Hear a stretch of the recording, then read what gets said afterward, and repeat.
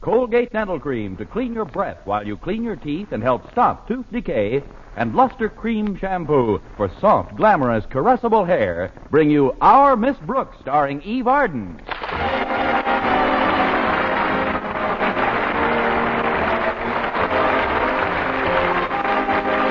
It's time once again for another comedy episode of Our Miss Brooks, written by Al Lewis.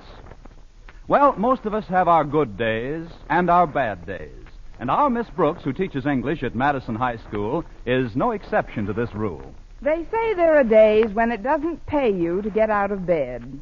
Well, last Friday, when my rent was due, was just such a day for my landlady, Mrs. Davis. I brought the subject up as soon as we had started to eat breakfast. I'm terribly sorry, Mrs. Davis, but I'm afraid I have some bad news for you. It's about the rent. You mean last month's rent? You haven't got it yet? I mean this month's rent. I haven't got it again. Well, don't worry about it, dear. How does that old joke go again? There's no sense in both of us worrying. What am I laughing about? I'm broker than you are. Maybe so, Mrs. Davis, but you don't owe you as much as I do. But all hope isn't lost, though. I found out this week that I still have a chance to become head of Madison's English department. Really? Yes. In fact, I'm supposed to have a meeting with Mr. Stone of the Board of Education this morning. Where, Connie? In the office of our beloved principal, Mr. Conklin. I see.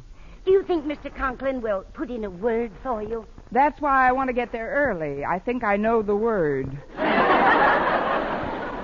Actually, though, I'm not too worried about Mr. Conklin's attitude toward my teaching ability. Is it up to Mr. Stone to make the recommendation for Madison's new head of the English department? Yes, it is. And I understand that he won't recommend any promotions without a personal interview. That's why I asked Walter Denton to pick me up a little earlier this morning. He'll be here, Connie, and I know you'll get the position. I hope so, Mrs. Davis. You see, it isn't just the honor involved, it's the cash. The promotion carries a raise with it. Just think, I'll be able to pay you back the rent I owe, buy some new clothes, do my Christmas shopping, pick up a new winter coat, maybe even put a down payment on a car. Oh, that's wonderful, Connie. How much of a raise goes with this job? $2 a month.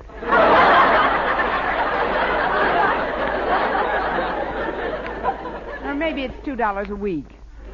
Come to think of it, I might have to wait a while for the car. Well, I'm very excited for you, Connie. I only wish we could celebrate with a little more luxurious breakfast. Toast and marmalade isn't very gala. Oh, I don't know. And there's not much of that, I'm sorry to say. I tried to call the market this morning, but our party line was in use. In fact, it's almost always in use. Yes, I know. It's some woman named Grace, and she's always talking to a friend of hers named Bertha.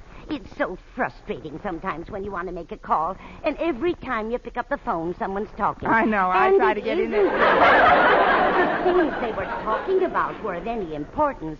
They just go on and on and on and on. Mrs. Davis, they never give anybody a chance. You'd think they'd get the idea, though, after hearing my receiver click a few times. Mrs. Davis, but I would like to say... No. They just go on chattering about nothing. Yakata, yakata, yakata. Honestly, sometimes I could Mrs. Davis. Yes, Connie? Deposit 5 cents for another 3 minutes, please. Oh, I'm sorry, dear. I guess I got carried away. Have some more coffee. Thanks, I will. Here's my cup. I wonder what's keeping Walter Denton. My interview with Mr. Stone's at 9 sharp. Well, it isn't 8:30 yet, Connie. But if it'll make you feel any better, why don't you give Walter a ring? Good idea. Excuse me. Believe me, Bertha, I'm not petty. But when Elsie pulled that stuff on me about the tickets, I just had to open up my yap and let her have it. It's the party line again. Wouldn't you know it? Just when I have to make a quick call. I'll count 10 and try again. 1, 2, 3, 4, 5, 6, 7, 8, 9, 10... 11, 12, even $15 would be all right. There she come off with that $20 a couple baloney. Oh, this is awful. Now, take it easy, Connie. I'm sure Walter will get you to school in plenty of time for your appointment. Now, I'm going to wash the dishes, dear. Why don't you put your hat and coat on and be all ready to leave? All right, Mrs. Davis, but first I'm going to try this phone once more. So I told her, Bertha, listen, Elsie, I said, it isn't like us and I don't want to do our full share, I said. We know this is a benefit performance and that it's a good cause. But we weren't born yesterday, I told her. 1, 2, 3, 4.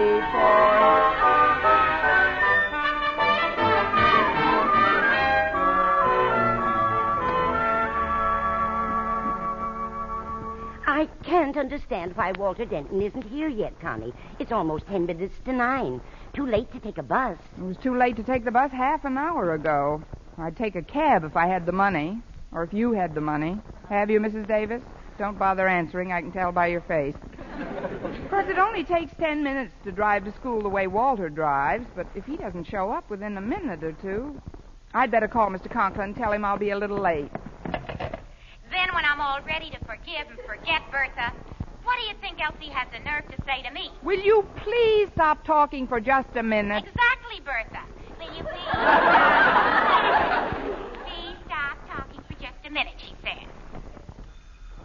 Will you answer the front door, Connie? I'm stacking the dishes. All right, Mrs. Davis. Hang on a minute, will you, Bertha? I think I hear my doorbell ringing. It's not your doorbell that's ringing. It's... Oh, what's the use? Well, it's about time.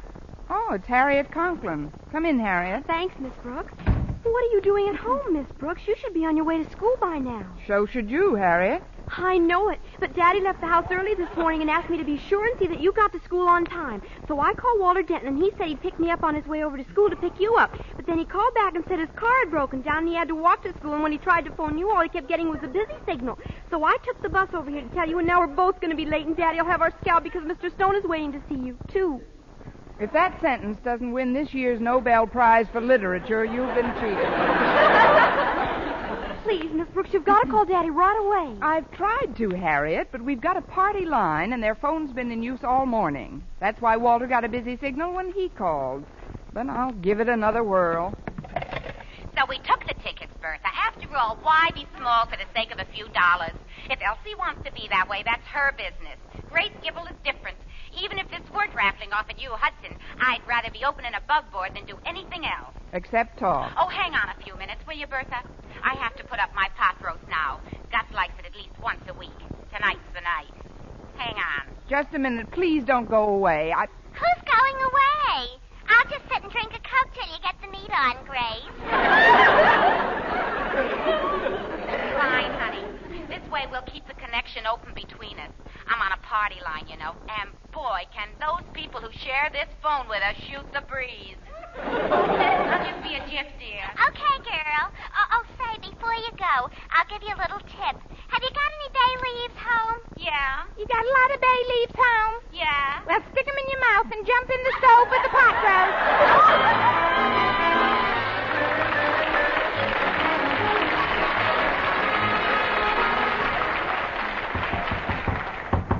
Come in.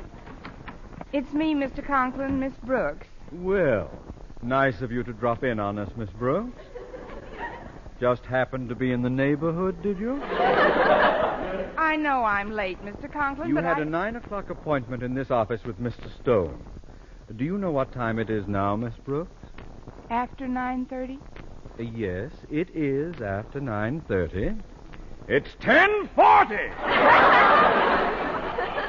Please, Mr. Conklin, I can explain if you'll just let me. It's too late for explanations. Mr. Stone has left. But he'll be back, won't he? He hasn't decided on anyone else. Fortunately for you, Miss Brooks, Mr. Stone happens to be an extremely fair-minded individual. He's leaving for the state capitol at 7 o'clock this evening, but has promised to call you on the phone between 6 and 6:30. On the phone? Yes. Confidentially, Miss Brooks, in spite of the steady stream of irritants with which you pepper my otherwise prosaic life, my integrity forced me to recommend you rather highly for this position. Oh, thank you, Mr. Conklin. Now, the important thing to Mr. Stone is the availability and cooperative spirit of the person he chooses. That is, if you're going to be head of a department, you'll probably want to know how accessible you can make yourself to the other teachers. He ought to talk to Mr. Boynton. It's very nice of you to tell me all this, Mr. Conklin, but if my getting this job depends on Mr. Stone reaching me on the phone tonight, I'm afraid I'm still out of the running. What do you mean? I'm on a party line that won't quit. They're constantly using the phone. He'll never get through to me. Then have your party line changed. Call the telephone company and tell them you want a different party line. What a wonderful suggestion, Mr. Conklin. I'll do it right after my last morning class. I'll call the phone company and ask for a new party line and a long cord. A long cord? What for? That's so if they don't give me the new party line, I can hang Grace and Bertha.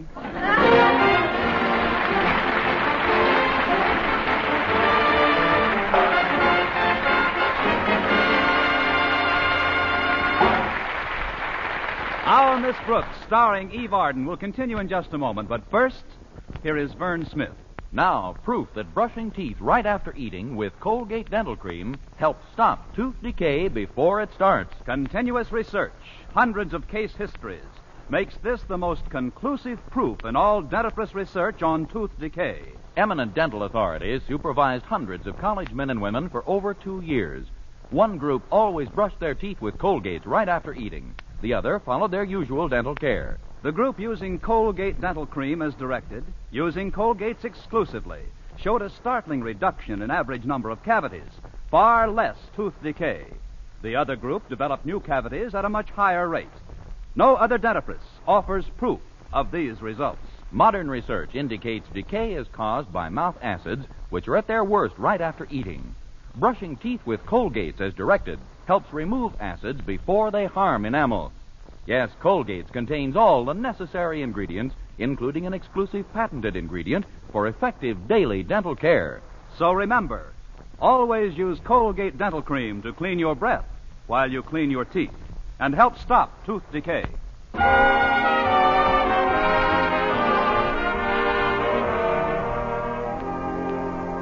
Well, when lunchtime rolled around, I called the telephone company and was quite chagrined to learn that they couldn't possibly change my party line by the same evening.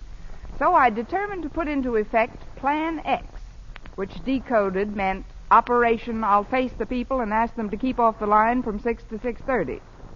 I told Walter Denton about my scheme when I ran into him in the school cafeteria. I can't tell you all the details, Walter, but it's absolutely essential that my phone is clear this evening. And there's only one way I can accomplish it. Will you help me? Now, as always, Miss Brooks, my sword, my heart, and my life are dedicated to your service. Thanks, Walter. Now pick up your jacket. I can step over that puddle of chicken broth. Sit down here a minute, Walter, and I'll tell you what I'd like you to do for me. Okay, Miss Brooks. First of all, I looked up the address of my party line playmate, Grace Gribble, and I found out that it's quite a distance from my place. Hence, I'd appreciate a lift. Well, I'd be happy to supply the lift, Miss Brooks, but alas, my chariot is at present reposing in durance vile. Endurance vile? I loused up the carburetor. I mean, the car's being repaired, Miss Brooks, and that's why I couldn't get you this morning. I hope you've forgiven me for that unseeming lapse. What did you have for lunch today? A Shakespeare burger? Look, Walter, what's wrong with the car? Oh, I broke a little wire that's attached to the carburetor. Well, it shouldn't take too long to have another wire put in. Oh, no, but when the wire broke, it got tangled up in the fan belt and ripped it to pieces. And then all you need is a new wire and a fan belt. Not exactly. You see, when the fan belt hit the fan, it flew out of its socket. Then you need a new fan, too. Then when the fan flew into the radiator, the water poured into the distributor and ruined it and the spark plugs. So all we need is a new fan belt, fan, radiator, distributor, and spark plug. And a new sign by the trolley tracks around the corner. A new sign? That's what I smacked into when I busted that little wire.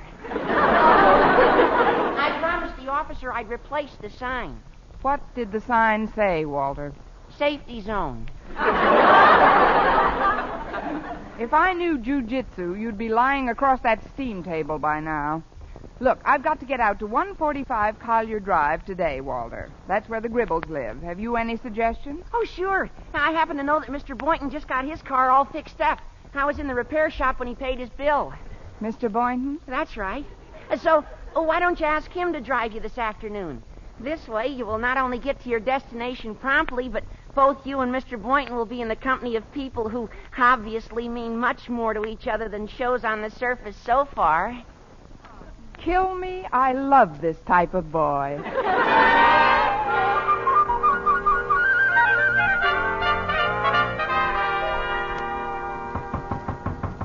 Come in. Well, it's Miss Brooks. Come in. Thanks, Mr. Boynton. I'm glad I caught you before you left for the day. Oh, I was just tidying up the lab a bit. I've had quite a job cleaning my Bunsen burner. Oh, dirty flame?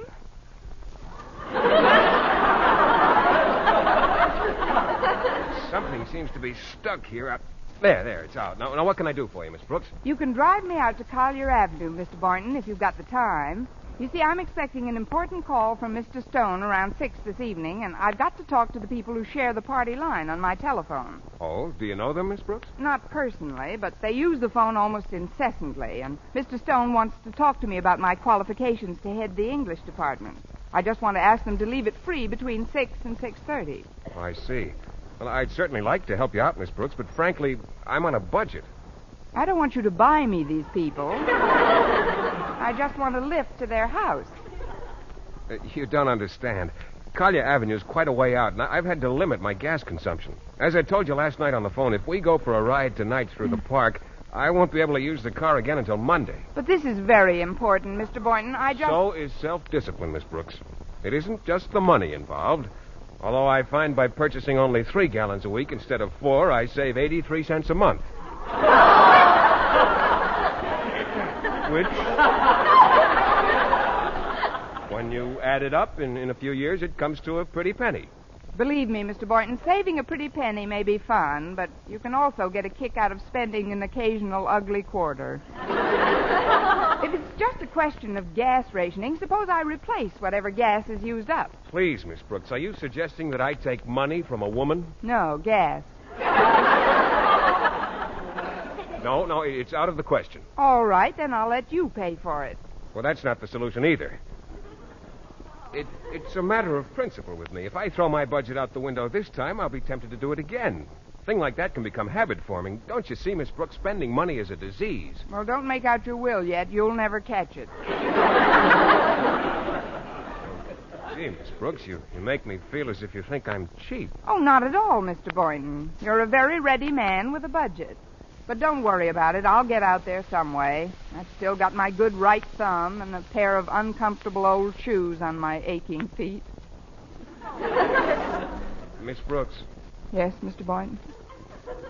I've just been stalling. I'm flat broke. Welcome aboard. You see, the truth of the matter is I spent my last $6 getting the car repaired, and I just haven't enough money to put any gas in this afternoon. But I'll tell you what, I'll borrow a couple of dollars from one of the other teachers. Now, don't you worry. I'll get you out there some way. If I've said it once, I've heard it 1,000 times. There's no sense in both of us worrying.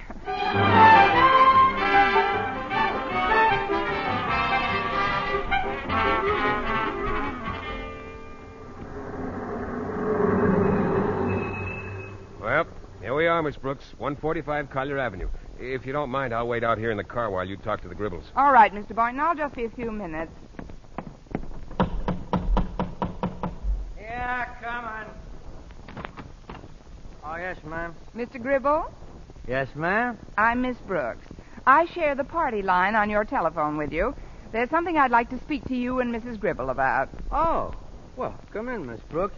Sit right down here in the living room. Thank you. My wife will be out in a minute. She's on the telephone. Naturally. I beg your pardon? Nothing, Mr. Gribble. You see, the reason I dropped over is to ask a little favor. I've always tried to be a good party line neighbor. Oh, so have we, Miss Brooks. I don't see any reason why people on a party line should get into hassles, do you? Well, I believe if you just respect one another's privacy, everything will work out fine. Well, the minute we pick up the receiver, if we hear another voice or somebody dialing, we hang right up. That's fine, Mr. Gribble. So do I, but Mrs. Gribble is on the phone quite a bit, and tonight I'm expecting a terribly important call between 6 and 6:30, and I wonder if you could sort of keep off your phone until I've talked to my party. Oh, I don't see why we can't work something out. I'll talk to Grace about it right now. Pardon me just 1 minute. You know how Elsie is, Bertha. Some people you just can't reason with. Grace, come here, man. I'm talking, Gus. I told Elsie, let sleeping dogs lay there, why don't you? But do you think she'd listen? Hey, Grace. We got company. Tell Bertha you'll talk to her later on. Company? Listen, Bertha, hang on, will you? I'll be back in a couple of minutes. Who is it, Gus? It's the young lady who shares our party line, Grace. Come on in, I'll introduce you. Miss Brooks, this is my wife, Grace. How do you do? How do, Miss Brooks? I'm sorry if I disturbed your conversation, Oh, but that's all right. Bertha don't mind hanging on. She waits for a half hour sometimes. She's very loyal that way. Miss Brooks wants to ask a favor, Grace, about the telephone. Well, what is it? Well, I'm expecting a terribly important call tonight, Mrs. Gribble, between 6 and 6:30. From Mr. Boynton? Mr. Boynton? Why, no, but how did you... and that Boynton. He ain't got much get up and go in him, has he? Well, please, Mrs. Gribble, I set for your ride around the park tonight?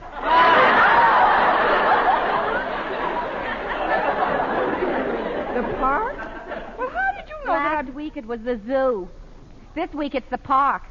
Doesn't he ever take you any place that costs money? Listen, Mrs. Gribble, Mr. Boynton isn't cheap. It's just that he's a school teacher, too, and, well, we enjoy going to the places we go to when we go to them. An English teacher should talk better. Not alone, Gus. She's a little excited. Listen, Miss Brooks, I think you're a very considerate person. Believe me, when you offered to chip in for the movies last Wednesday night, when Boynton said he was a little short, it was very touching. I was so thrilled I almost hung up.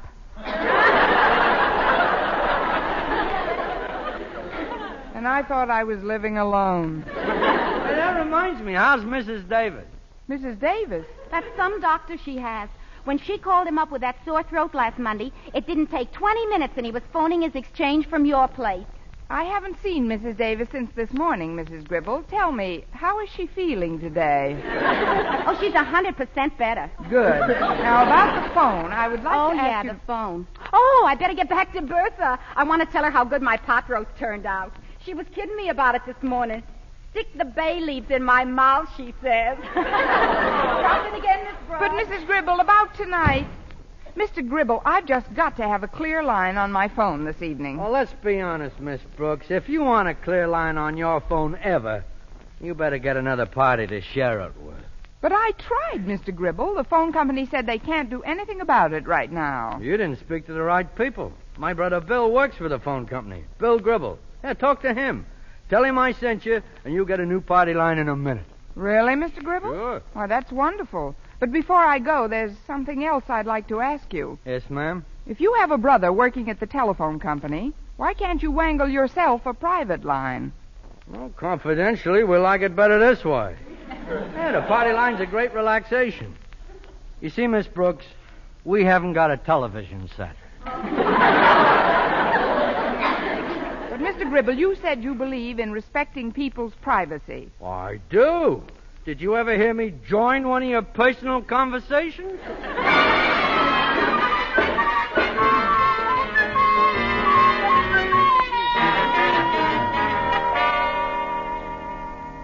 What time is it now, Mrs. Davis? 7:15, Connie. I can't understand why Mr. Stone didn't call. Did the phone company change your party line? Yes, from Madison 4587 to Madison 6319. Without Grace Gribble, it couldn't possibly have been busy from 6 to 6:30 inclusive. Maybe Mr. Conklin heard from Mr. Stone. I'll give him a ring. So I looked out the window, and there was this Mr. Boynton in the car. Bertha, he's a dream. Mrs. Gribble, what are you doing on this line? Oh, hello, Miss Brooks. The phone company told me I'd be sharing the line with a new number, Madison 6319. Madison 6319? Well, isn't that nice? That's Bertha's number. Oh, Grace. This is just dandy. What's dandy, Connie? Instead of having Grace, who's always talking to Bertha, I now have Bertha, who's always talking to Grace.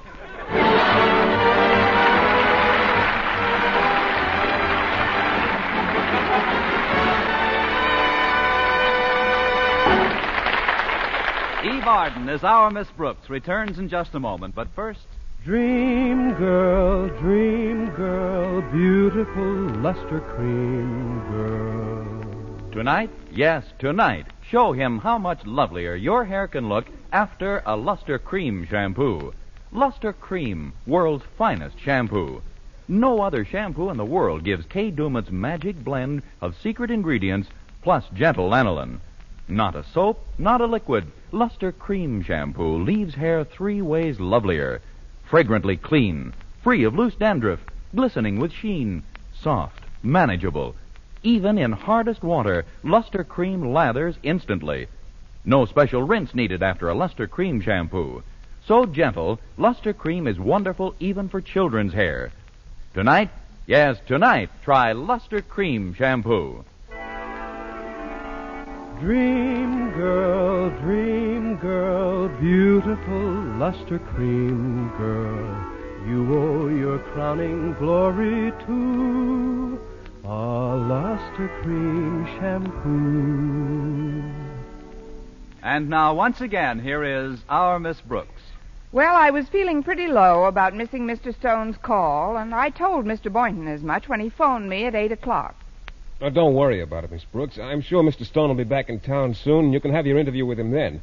Now, suppose you cheer up, and we'll go to a movie. Oh, I don't know. Oh, come on, Miss Brooks. I borrowed enough to show us a real nice time. But I don't really feel like a movie. Please, Miss Brooks. Come on, Miss Brooks, say yes.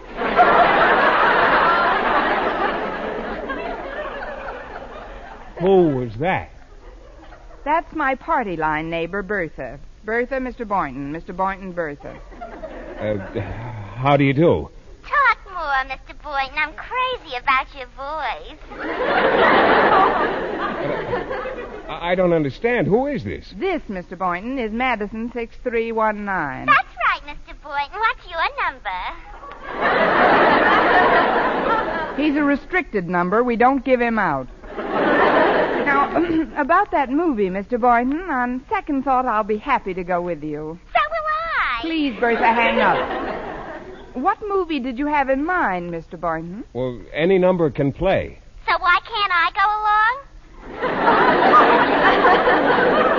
Sorry, Bertha. Any number can play is only on the screen. In the balcony, it's strictly 1 to a customer. Next week, tune into another Our Miss Brooks show brought to you by Luster Cream Shampoo for soft, glamorous, caressable hair and Colgate Dental Cream to clean your breath while you clean your teeth and help stop tooth decay. Our Miss Brooks, starring Eve Arden, is produced by Larry Burns, directed by Al Lewis, with music by Wilbur Hatch. Mr. Boynton is played by Jeff Chandler, Mr. Conklin by Gale Gordon. Others in tonight's cast were Jane Morgan, Dick Crenna, Gloria McMillan, Joseph Kearns, Lucille Meredith, and Sandra Gould.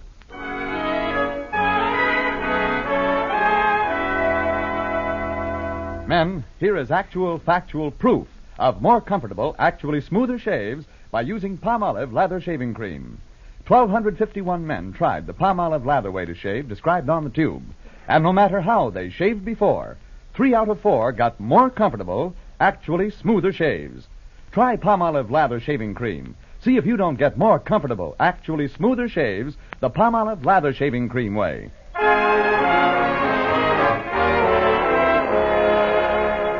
Most of our schools remain understaffed, overcrowded, handicapped by buildings and equipment of inferior quality. And all of these conditions undermine the morale of teachers in whose keeping rests the future of the rising generations of American citizens. There's a continuing shortage of teachers themselves, reflecting the fact that educational crisis is still with us. You can help by taking an active part yourself in parent-teachers organizations and local educational groups. Remember, our teachers mold our nation's future, and in that future, you have a vital stake. For mystery liberally sprinkled with laughs, listen to Mr. and Mrs. North Tuesday evening over most of these same stations. And be with us again next week at the same time for another comedy episode of Our Miss Brooks. Bob Lamont speaking. This is CBS, the Columbia Broadcasting